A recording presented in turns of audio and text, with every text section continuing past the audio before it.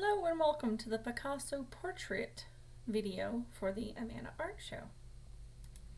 So as you know by now, the Amana Art Show is going to, for the 2020-2021 school year, is going to be virtual, and I've given you 3 projects to choose from. This video is going to go into more depth on how to do the Picasso portrait. So this is the example of my example of the Picasso portrait. You can see that the colors are strange. The eyes and the face definitely are strange, and I will walk you through how to do that. But let's take a moment and look at some of Picasso's portraits. For those of you who might not have heard of him before, Pablo Picasso was a Spanish cubist, which is a type of art painter, almost 100 years ago, actually it may have been 100 years ago, who lived primarily in Spain, and he headed this very unique method of painting. It's called cubism, and it is a form of an abstract art. Now, what that means is that he still painted people and things, but he portrayed them differently. When I was little, I thought that meant that's how he actually saw people. And then later I learned that no, that's not how he actually saw people. It's just how he wanted to portray and show things about people. Sometimes adding the colors to their face would represent an emotion. Sometimes making their faces look disjointed and separated might also have to do with their emotion that he felt while he was portraying them, while he was painting them. So we're going to look at how we will be drawing ourselves in a Picasso style portrait. So this is going to be in your Nearpod. You'll have a chance to click on these links. Both of these go to a Artsania gallery with a similar project on it. And they're really good to look at for some inspiration. And then this is a really great guide on how to draw a cubist face if you do not, if you need to be able to look at some steps. She's got some great step-by-steps on how to do that. So that is that link right here. I'm going to walk you through how to draw them, and then I will show you some examples and things that you can look at, and then I'll actually show you a quick video on how I will draw one. So when you start, you're going to want to start with a large oval. You'll pick a nose, and haha, I know, that's the joke, and draw it in the middle of the oval. Then you're going to draw a line that divides the face in half. Pick 2 different kinds of eyes to draw, one for the right, one on the left.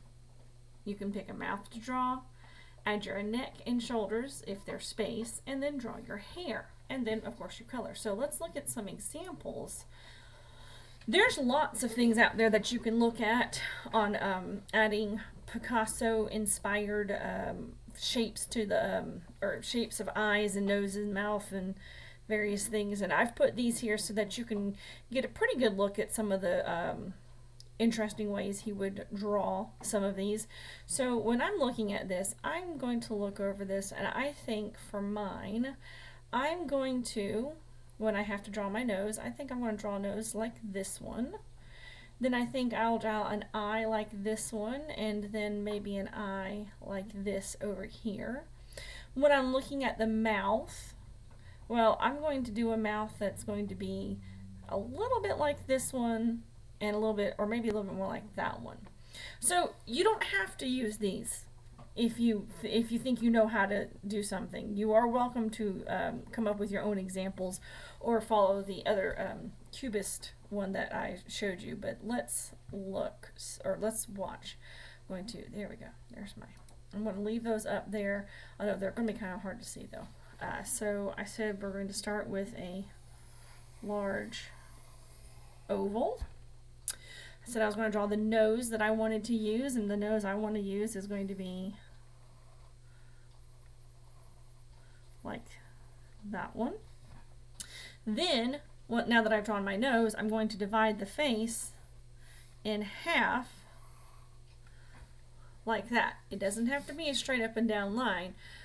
Usually if you look back at some of his portraits, the face is divided into 2 sections, and it's usually by a strangely shaped or wavy kind of line.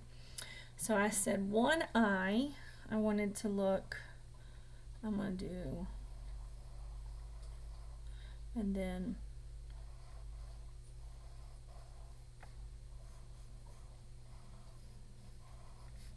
and it had some eyelashes, and there was a pupil in the middle. Then the other eye I said that I liked was more down, and then another one went kind of like that way.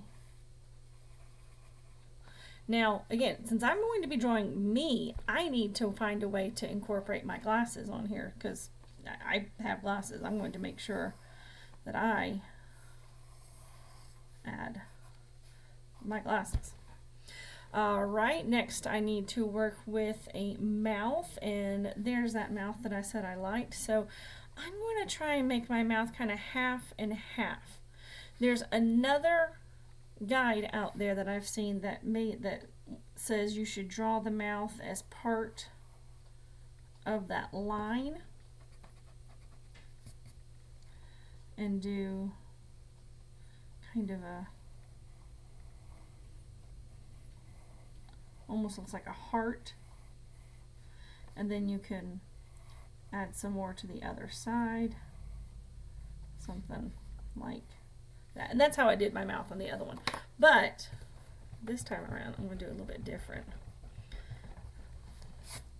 I'm going to draw that line again because I didn't like the way that was, and I wanted to draw that mouth that goes up and then comes back down and goes up, then down that way and goes across, and then kind of back and over. I'm going to fix some of that.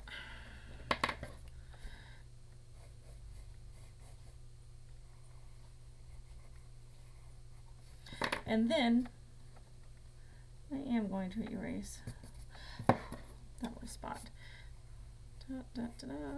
Alright, so now I've got my Picasso portrait part done. I'm going to add my neck. So neck, and then shoulders coming off the bottom. If you don't have enough space, that's okay. If you made your face, your head really big.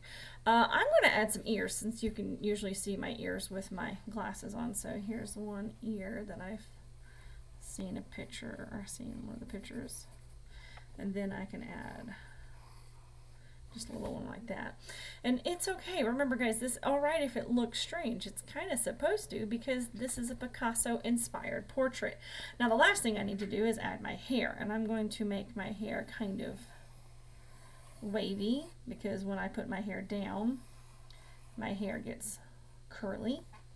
And I'm going to make that into one section of hair up there, and then I'll add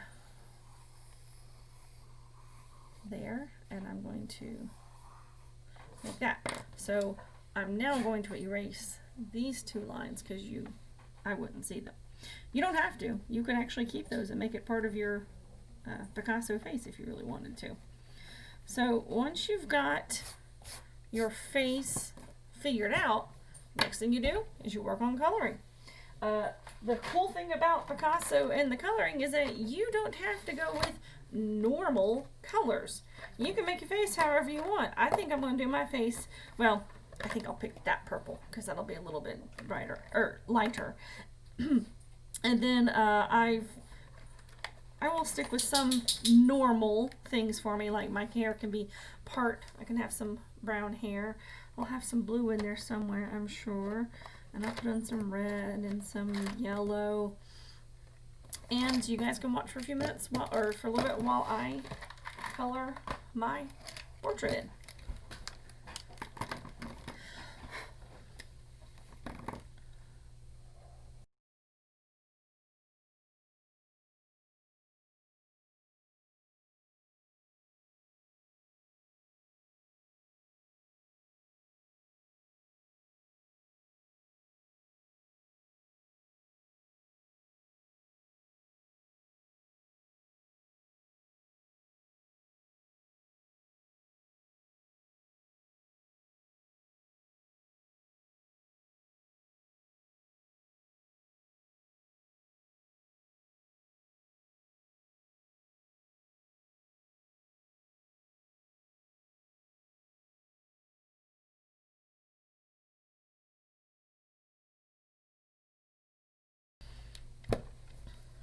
All right, I'm going to break in for a moment and I'm going to say, I know it looks really weird, and you're probably thinking, oh my gosh, Miss Franz, what have you done? That doesn't look like you at all.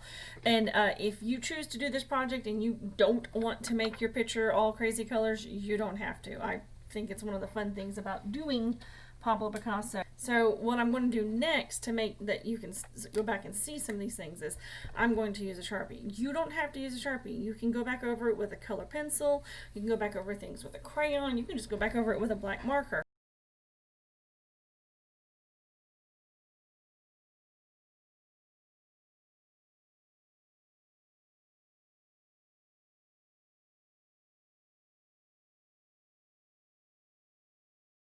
All right, and so that is um, my example of the Picasso portrait.